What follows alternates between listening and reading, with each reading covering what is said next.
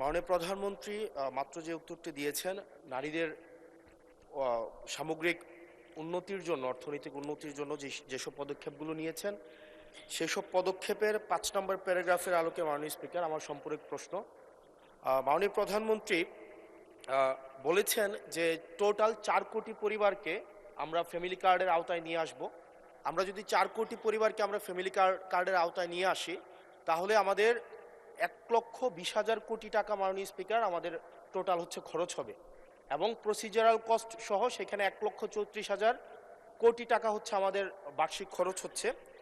আবার গত সপ্তাহে মাননীয় স্পিকার আমরা ফার্মার্স কার্ডের বিষয়ে জানলাম যে 2,75,00,000 ফার্মার্সকে আমরা ফার্মার্স কার্ডের অধীনে আমরা নিয়ে আসবো। মাননীয় সদস্য সরাসরি প্রশ্ন করুন, ভূমিকা বাদ দেন, প্রশ্ন করুন। তো সেখানে 6,875 কোটি টাকা, এখানে প্রসিজারাল কস্ট সহ 7,000 কোটি টাকা মাননীয় স্পিকার খরচ হচ্ছে। অর্থাৎ মাননীয় প্রধানমন্ত্রীর কাছে আমার প্রশ্ন, এই পদক্ষেপগুলো নিঃসন্দেহে মানুষকে সংযোগ করেছে, মানুষ এগুলোর প্রতি আকৃষ্ট হয়েছে, কিন্তু আমার প্রশ্নটি হচ্ছে, আমরা 1,40,000 কোটি টাকা প্রত্যেক বছরে যদি একটা নির্ভরশীল অর্থনীতির খাতে আমরা বিনিয়োগ করি, সেক্ষেত্রে এটা কতটা হচ্ছে আমাদের অর্থনীতিকে স্বনির্ভর করবে, এবং এই অর্থটাকে আমরা সোশ্যাল সেফটি নেটসের যেই খাতগুলো এখন বর্তমানে বিদ্যমান রয়েছে সেগুলো থেকে কেটে এনে আমরা সেখানে বরাদ্দ দিচ্ছি, নাকি হচ্ছে আমরা নতুন করে আমরা এই খাতগুলোতে টাকা দিচ্ছি? যদি নতুন করে দেই, সেক্ষেত্রে মুদ্রাস্ফীতি ঘটার সম্ভাবনা রয়েছে কিনা সেটি পরীক্ষা করা হয়েছে কিনা, এটি আমার প্রশ্ন। ধন্যবাদ মাননীয় স্পিকার। মাননীয় প্রধানমন্ত্রী। মাননীয় স্পিকার, আপনাকে ধন্যবাদ।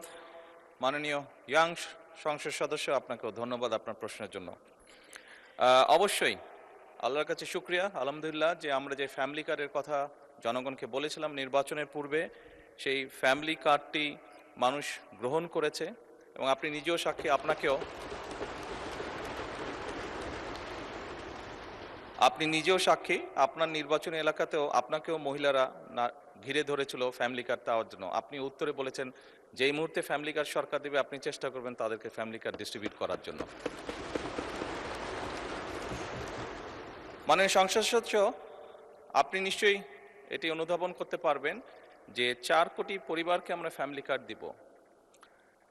আমরা পর্যায়ক্রমিকভাবে সরকার এটা দেবে। পৃথিবীর কোনো সরকারের পক্ষেই একবারে এটি করা সম্ভব না। এই ডাটাগুলো কালেক্ট করতে হবে, কার কি অবস্থা, প্রত্যেকটা ফ্যামিলি ডাটা কালেক্ট করবে, পর্যায়ক্রমিকভাবে আমরা দিব। এবং প্রথম স্টেজে আমরা যারা ভালনারেবল ফ্যামিলি, আমরা তাদেরকে এই কার্ডগুলো দিব। কাজেই ধীরে ধীরে আমরা বাজেটটি তৈরি করব, এবং ধীরে ধীরেই আমরা কার্ড দেওয়ার সংখ্যাটা ধীরে ধীরে আমরা বাড়াবো। এবং সেজন্যই আমরা মনে করি আমাদের যে সব হিসাব নিকাশ করেছি আমরা, তাতে করে বাজেটের উপরে কোনো চাপ পড়ার তেমন কোনো কারণ নেই। এটি গেলে 1 নম্বর। দ্বিতীয়ত, আপনি বলেছেন যে আরও যেগুলো সেফটি নেট,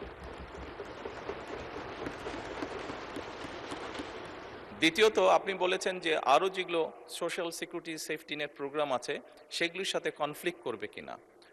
মাননীয় সংসদ সদস্য, আপনি যদি দেখেন এই মুহূর্তে যে কটি ধরনের ডিফারেন্ট কাইন্ডের এই ধরনের প্রোগ্রাম আছে, আপনি যদি সবগুলোর অর্থ সহযোগিতা অ্যাড করেন, দেখবেন যে ফ্যামিলি কার্ডে যেই 2,500 টাকা দেওয়া হচ্ছে সবগুলো অ্যাড করলে সেটার পরিমাণ না। অর্থাৎ ফ্যামিলি কার্ডে যেই সহযোগিতা দেওয়া হচ্ছে টাকার ভলিউমে সেটা সবচেয়ে বেশি, ভলিউমে বেশি, 2,500 টাকা কোনোটাই। সবগুলোকে একজন মানুষকে যদি সবগুলো সুবিধা দেন এই মুহূর্তে যেগুলো চালু আছে, তাহলে একজন লোক 2,500 টাকার কম পাচ্ছে, বেশি পাচ্ছে না। এবং এর মধ্যে আমরা দেখেছি, এর মধ্যে রিসার্চ করে অনেকগুলো মানুষ আছে বা অনেকগুলো ব্যক্তি আছেন যাদের উপরে রিপিটেশন হচ্ছে, যে একই সুবিধা, কয়েকটি সুবিধা একজন ব্যক্তি পাচ্ছেন। তো সেগুলোকে আমরা কাট ডাউন করবো, সবগুলোকে আমরা কাট ডাউন করবো না, যেগুলো রিপিটেশন হচ্ছে সেগুলোকে আমরা কাট ডাউন করবো। এভাবেই করে আমরা ধীরে ধীরে নিয়ে যাব। আর আপনি ইনফ্লেশনের কথা বলেছেন, আমরা অবশ্যই টাকা ছাপিয়ে দিচ্ছি না, আমরা টাকা ছাপিয়ে দিব না, বরঞ্চ আমরা মনে করি এতে ইনফ্লেশনটা কমে আসবে। কারণ আপনি চিন্তা করুন, যখন সে 2,500 টাকা পাচ্ছে, এর মধ্যে নিশ্চয়ই যারা পেয়েছে আপনি দেখেছেন যে তাদের ভিডিওতে দেখেছেন তাদের রিয়াকশনগুলো, কি করবে তারা।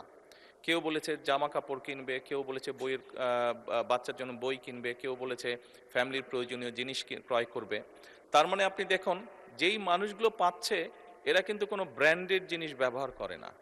আমরা সবাই একটু অ্যাফোর্ড করতে বলে যে ব্র্যান্ডেড বিদেশি জিনিস ব্যবহার করি, এই মানুষগুলো কিন্তু যেসব জিনিস ব্যবহার করে সেগুলো কিন্তু তাদের প্রয়োজনীয় জিনিস ব্যবহার করে, এবং তারা যেই জিনিসগুলো ব্যবহার করে অধিকাংশই দেশীয় কলকারখানা দেশেই উৎপাদিত হয়।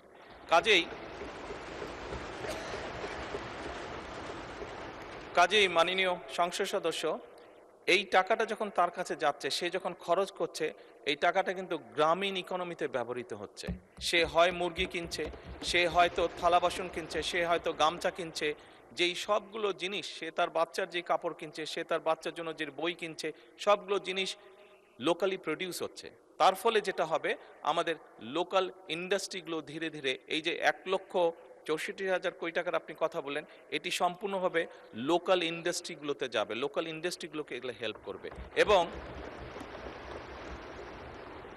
এবং স্বাভাবিকভাবে যখন একটি গ্রামে যখন অনেকগুলো ফ্যামিলি, অনেকগুলো মহিলা এই কার্ডটি পাবেন, তারা যখন যেই দোকানে গিয়ে সদাই করবেন, তারা জিনিসপত্র কিনবেন, সেই দোকানে আপনি খোঁজ করে দেখুন, এখন হয়তো একজন হেল্পার আছে দোকানের, তার স্টাফ হয়তো একজন আছে, কিন্তু আপনি 3 মাস পরে বা 6 মাস পরে দেখবেন তার স্টাফ 2 জন হয়ে গেছে। কারণ স্বাভাবিকভাবে অনেকগুলো ফ্যামিলির কাছে এই সহযোগিতাটা পৌঁছাবে এবং তারা সেখানে সদাই করতে যাবে বা জিনিসপত্র কিনতে যাবে। ফলে ওই দোকানের মালিক যে বা দোকানটা যা চালাচ্ছে, তার তখন একজন সহকারী হবে না, তার 2 জন সহকারী হবে। অর্থাৎ কর্মসংস্থানেরও একটি ব্যবস্থা হচ্ছে। একদিকে যেরকম এইটা এক কাইন্ড অফ ইনভেস্টমেন্ট, স্টেট, রাষ্ট্রের একটা ইনভেস্টমেন্ট, যে ইনভেস্টমেন্টের মাধ্যমে ধীরে ধীরে লোকাল শিল্পগুলো গড়ে উঠবে, যে ইনভেস্টমেন্টের মাধ্যমে ধীরে ধীরে কর্মসংস্থানও গড়ে উঠবে। সেই জন্যই আমাদের হিসাব বলছে ইনফ্লেশন বরং কমবে, বাড়বে না। মাননীয় সংসদ সদস্য, ধন্যবাদ আপনার প্রশ্নের জন্য।